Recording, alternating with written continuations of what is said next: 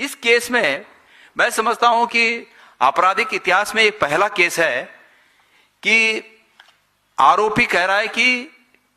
भाई मेरा narco test हो,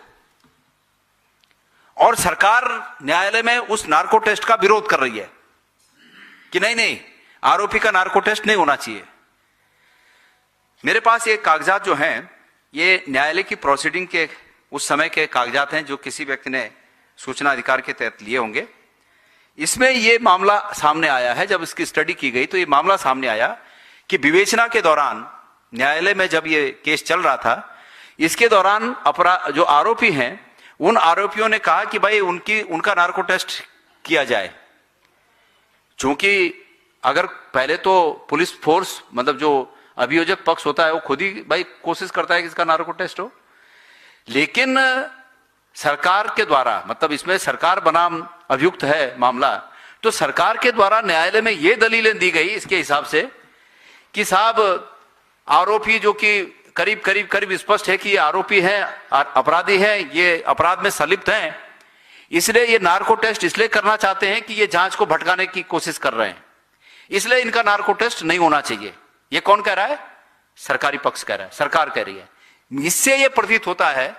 कि सरकार को यह डर था कि इस संभावित नार्को टेस्ट से कुछ और राज खुल सकते हैं, और यकीनन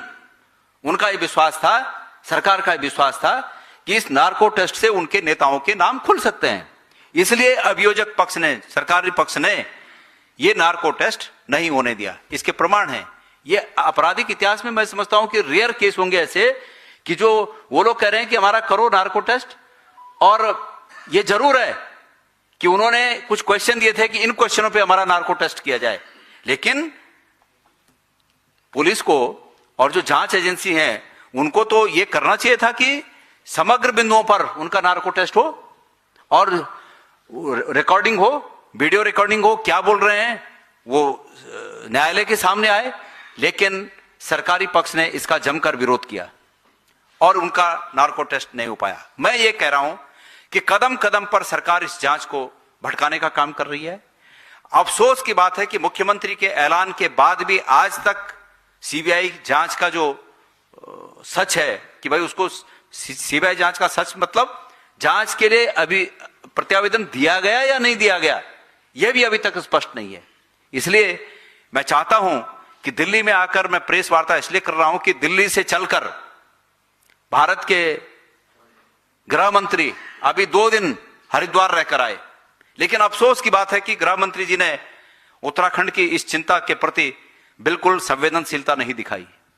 और जिस संवेदनहीनता